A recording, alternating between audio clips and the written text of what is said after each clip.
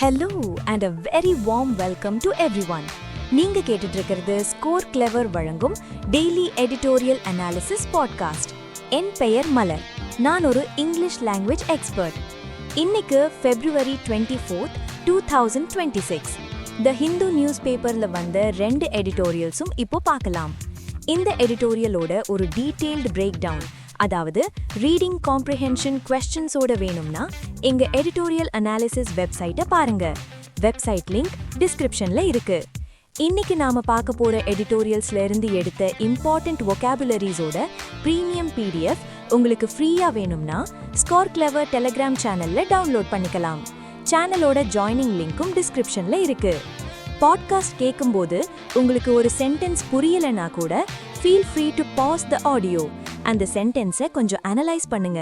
நான் சொல்ற தமிழ் எக்ஸ்பிளனேஷனை வச்சு அந்த சென்டென்ஸை மறுபடியும் ஒரே ஒரு தடவை கொஞ்சம் சத்தமா ரீட் பண்ணி பாருங்க.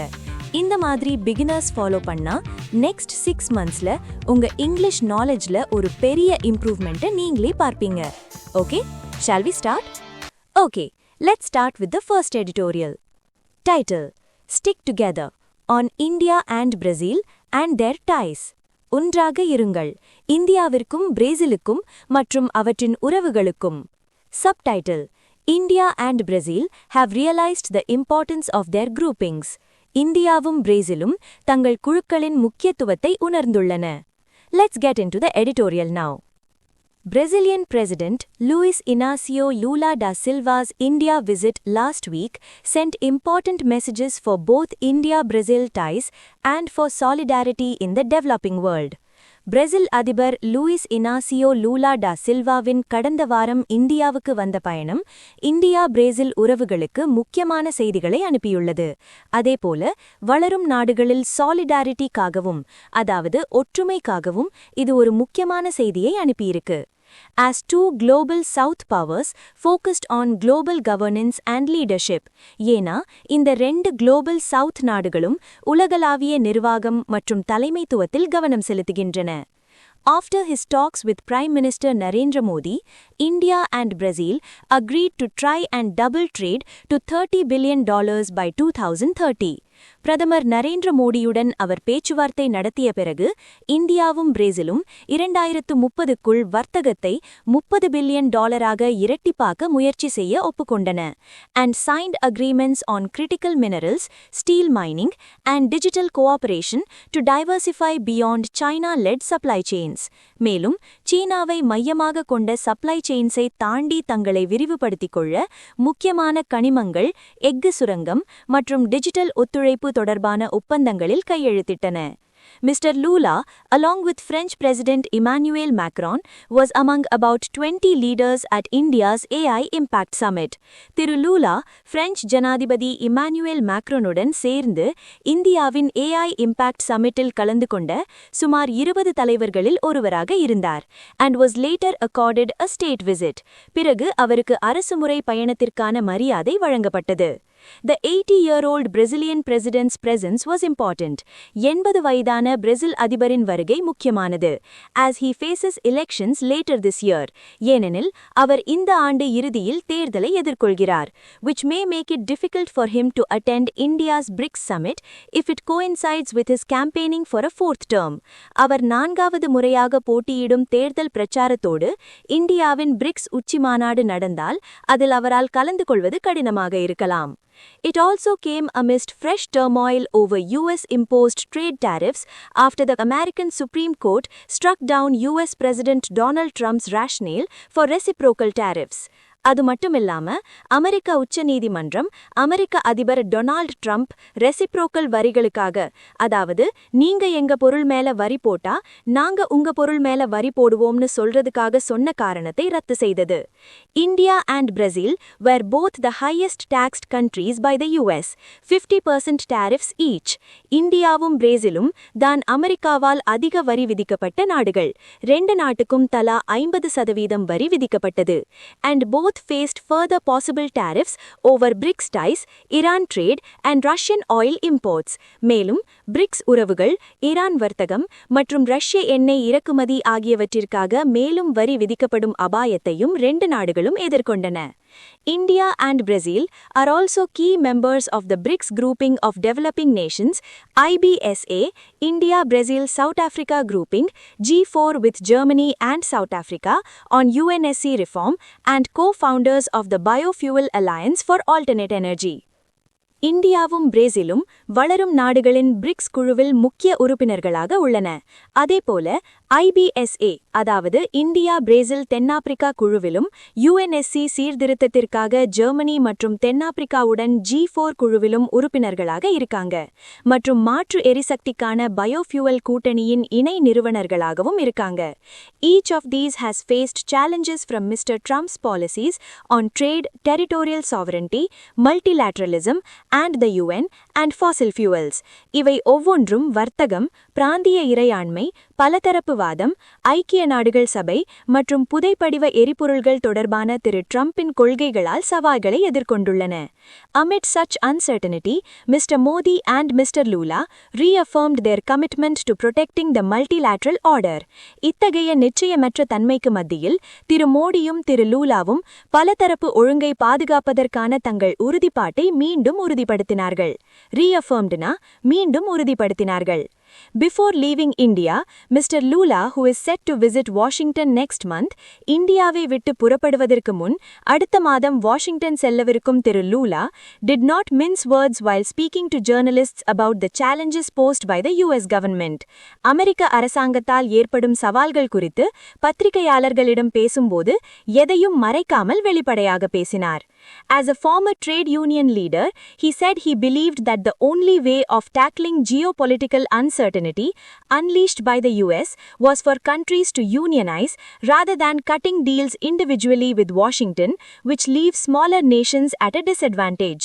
ஒரு பழமையான தொழிற்சங்க தலைவராக அமெரிக்காவால் கட்டவிழ்க்கப்பட்டுள்ள புவிசார் அரசியல் நிச்சயமற்ற தன்மையை சமாளிப்பதற்கு ஒரே வழி நாடுகள் அனைத்தும் ஒன்றிணைவதுதான் என்று அவர் நம்பினார். வாஷிங்டனுடன் தனித்தனியாக ஒப்பந்தம் செய்வதை விட இதுதான் சிறந்த வழி. ஏனா தனித்தனியாக ஒப்பந்தம் செய்தால் சிறிய நாடுகள் பாதகமான நிலையில் விடப்படும். The words are particularly important for both Delhi and Brasilia, as both have negotiated with the Trump administration on tariffs but have not so far signed trade deals with the US. இந்த வார்த்தைகள் டெல்லிக்கும் பிரசீலியாவுக்கும் மிகவும் முக்கியமானவை. ஏனெனில் இருவரும் Trump நிர்வாகத்துடன் வரிகள் குறித்து பேச்சுவார்த்தை நடத்தியுள்ளனர், ஆனால் இதுவரை அமெரிக்காவுடன் வர்த்தக ஒப்பந்தங்களில் கையெழுத்திடவில்லை. The US court ruling offers an opportunity to reset the terms of the agreements, and it is significant that New Delhi has postponed a meeting of trade negotiators this week to give the US and India time to assess the ruling. அமெரிக்க நீதிமன்ற தீர்ப்பு ஒப்பந்தங்களின் நிபந்தனைகளை மீண்டும் மாற்றியமைக்க ஒரு வாய்ப்பை வழங்குகிறது. மேலும் அமெரிக்காவும் இந்தியாவும் அந்த தீர்ப்பை மதிப்பிடுவதற்கு நேரம் கொடுப்பதற்காக புதுடெல்லி இந்த வாரம் நடக்கவிருந்த வர்த்தக பேச்சுவார்த்தையாளர்கள் கூட்டத்தை ஒத்திவைத்துள்ளது. இது குறிப்பிடத்தக்கது. India and Brazil and their developing world partners should coordinate the next steps and stay engaged with Washington. இந்தியாவும் பிரேசிலும் மற்றும் அவர்களின் வளரும் உலக கூட்டாளிகளும் அடுத்த நட்ட கட்டங்களை ஒருங்கிணைத்து வாஷிங்டனுடன் தொடர்பில் இருக்க வேண்டும். Mr. Lula's warning is clear. It is easy to break a single stick, but far more difficult to do so if the sticks are bundled tightly together. திரு லூலாவின் எச்சரிக்கை தெளிவாக உள்ளது. ஒரு குச்சியை உடைப்பது எளிது, ஆனால் குச்சிகள் ஒன்றாக இறுக்கமாக கட்டப்பட்டிருந்தால் அதை செய்வது மிகவும் கடினம். So that's the first editorial. Tone of the editorial. இந்த editorialோட Okay, let's get back to our session.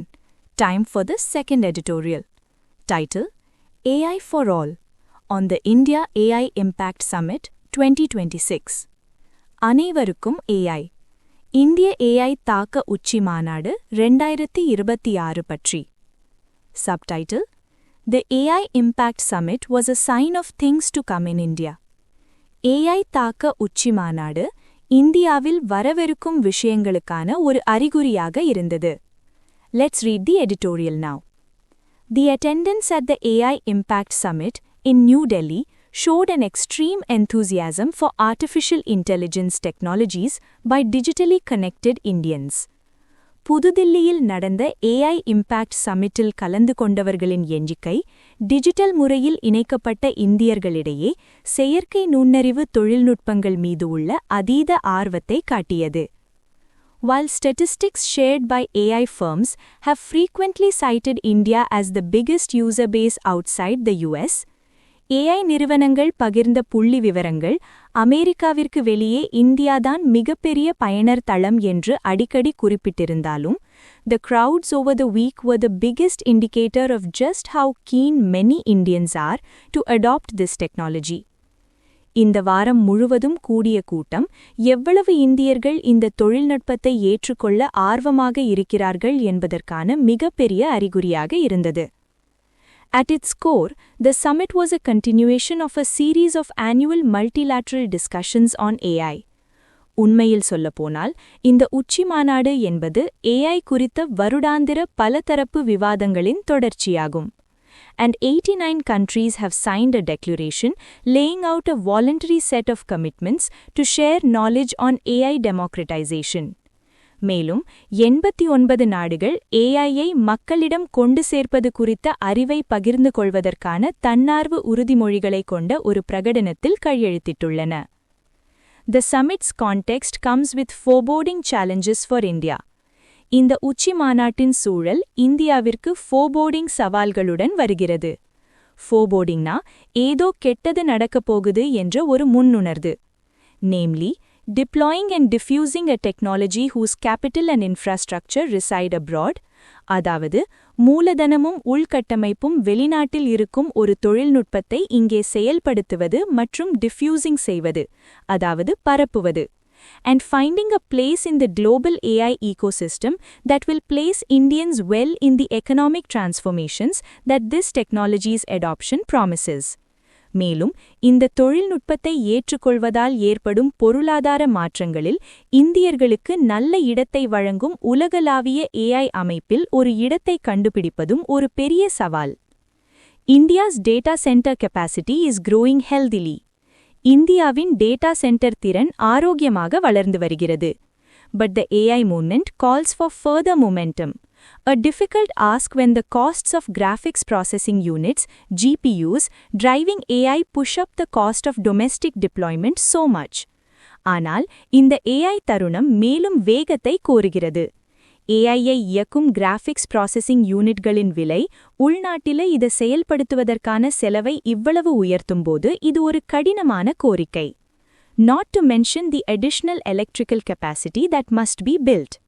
கூடுதலாக உருவாக்க வேண்டிய மின்சார திறன் பற்றி சொல்லவே தேவையில்லை.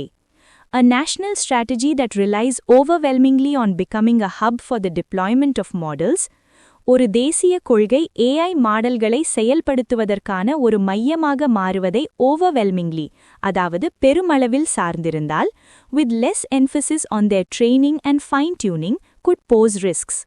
அந்த மாடல்களின் பயிற்சி மற்றும் மேம்படுத்துதலில் குறைந்த கவனம் செலுத்தினால் அது அபாயங்களை ஏற்படுத்தும். After all, with fewer labor costs, the advantage that India has will be smaller than in the ITES era. ஏனென்றால் குறைந்த தொழிலாளர் செலவுகள் இருப்பதால் இந்தியாவிற்கு இருக்கும் நன்மை ITES காலத்தில் இருந்ததை விட குறைவாக இருக்கும். On the international cooperation front, it is disappointing that India has so eagerly enabled the US's hands-off impulses for AI. சர்வதேச ஒத்துழைப்பு விஷயத்தில் இந்தியா AI-க்கான அமெரிக்காவின் தலையிடா கொள்கை இம்பல்சஸ், அதாவது தன்னிச்சையான எண்ணங்களை இவ்வளவு ஆர்வத்துடன் ஆதரித்தது ஏமாற்றமளிக்கிறது. This is a technology with enormous scope for economic and social disruption. இது பொருளாதாரம் மற்றும் சமூகத்தில் disruption, அதாவது பெரிய மாற்றங்களையும் சீர்குலைவுகளையும் ஏற்படுத்துவதற்கான மிகப்பெரிய வாய்ப்புள்ளது. Countries must use the annual AI forum to collectively build tools and safety standards that can exercise actual leverage over how LLMs diffuse throughout society. நாடுகள் இந்த வருடாந்திர AI ஃபோரமை பயன்படுத்தி LLMகள் சமூகம் முழுவதும் எப்படி பரவுகின்றன என்பதன் மீது உண்மையான லெவரேஜ், அதாவது செல்வாக்கை செலுத்தக்கூடிய கருவிகளையும் பாதுகாப்பு தரங்களையும் கூட்டாக உருவாக்க வேண்டும். leadership of the global south entails empowering countries that are individually vulnerable to collateral damage in an era of great power rivalries. Global Southக்கு தலைமை தாங்குவது entails, அதாவது அதனுடன் கூடவே வருவது என்னவென்றால், பெரிய சக்திகளின் போட்டி நிறைந்த இந்த சகாப்தத்தில் collateral damage, அதாவது எளிதில் பாதிக்கப்படக்கூடிய நிலையில் இருக்கும் நாடுகளை மேம்படுத்துவது. AI இந்த சகாப்தத்தை மேலும் மேலும் acutely, அதாவது தீவிரமாக வரையறுத்து வருகிறது. Consensus at all costs is not the appropriate approach. எந்த விலை கொடுத்தாவது கன்சென்சஸ், அதாவது ஒருமித்த கருத்தை எட்டுவது என்பது சரியான அணுகுமுறையில்லை. As a country of enthusiastic AI adopters, India has the leverage and capacity to articulate an optimistic but prudent way forward for AI governance. உற்சாகமான AI பயனர்களை கொண்ட ஒரு நாடாக இந்தியாவிற்கு AI நிர்வாகத்திற்கான ஒரு நம்பிக்கையான ஆனால் விவேகமான வழியை ஆர்டிகுலேட், அதாவது தெளிவாக எடுத்துரைக்க லெவரேஜும் திறனும் உள்ளது. And the summit declaration showed no signs of this power. உச்சி மாநாட்டின் பிரகடனம் இந்த சக்தியின் எந்த அறிகுறிகளையும் காட்டவில்லை. The summit's central pillar remains an important one. For AI to be a net good, its capabilities need to be democratized. AI ஒரு ஒட்டுமொத்த நன்மையாக இருக்க வேண்டுமென்றால் அதன் திறன்கள் ஜனநாயகப்படுத்தப்பட வேண்டும். As India closes its digital divide, there cannot be an inference gap. India தனது digital பிளவை குறைக்கும்போது ஒரு இன்ஃபரன்ஸ் கேப், அதாவது புரிந்து கொள்வதில் உள்ள இடைவெளி இருக்கக்கூடாது. If the summit made anything clear, it was that India is as capable of organically contributing to worldwide growth. இந்த உச்சி மாநாடு எதையாவது தெளிவுபடுத்தியிருந்தால் அது உலகளாவிய வளர்ச்சிக்கு இந்தியா இயல்பாகவே பங்களிக்கக்கூடிய திறன் கொண்டது என்பதுதான். As it has the capacity, should it choose, to be a force to shape its orderly growth. அதேபோல் அது விரும்பினால் அதன் ஒழுங்கான வளர்ச்சியை வடிவமைக்க ஒரு சக்தியாக இருப்பதற்கான திறனையும் அது கொண்டுள்ளது. And that's the end of the second editorial. Tone of the editorial. The tone of this editorial is analytical and critical. இது analytical ஏனா AI சம்மிட்ல என்ன நடந்தது, இந்தியாவோட நிலைப்பாடு என்ன, அதுல இருக்கிற challenges என்னன்னு இது ஆராயுது. It is also critical. ஏனா AI கவர்னன்ஸ்ல இந்தியா ஒரு வலுவான ப்ரூடென்ட்டான வழியை ஆர்டிகுலேட் பண்ணல, யுஎஸோட ஹேண்ட்ஸ் ஆஃப் அப்ரோச்க்கு சப்போர்ட் பண்ணுதுன்னு ஆத்தராசிரியர் குறை சொல்றாரு. So, the tone is analytical and critical. All right, folks, that's a wrap for today's session. Hope it was useful. But wait, don't go yet. இன்னைக்கு படிச்ச அந்த vocabularies-ல நீங்க எவ்வளவு ஸ்ட்ராங்கா இருக்கீங்கன்னு டெஸ்ட் பண்ண ஒரு சூப்பர் சான்ஸ். நம்ம ஸ்கோர் கிளெவர் டெலிகிராம் சேனல்ல டெய்லி 7 PM-க்கு லைவா எடிட்டோரியல் vocabulary லீக்னு ஒரு குவிஸ் நடக்குது. இது எடிட்டோரியல் vocabularyயோட இப்பல் மாதிரி. Daily quiz, monthly leagues, scores and exciting ரிவார்ட்ஸ்னு செம்மையா இருக்கும். இந்த vocab லீக்ல ஜாயின் பண்ண கீழே டிஸ்கிரிப்ஷன்ல இருக்கிற லிங்கை கிளிக் பண்ணுங்க. Okay, take care, bye by.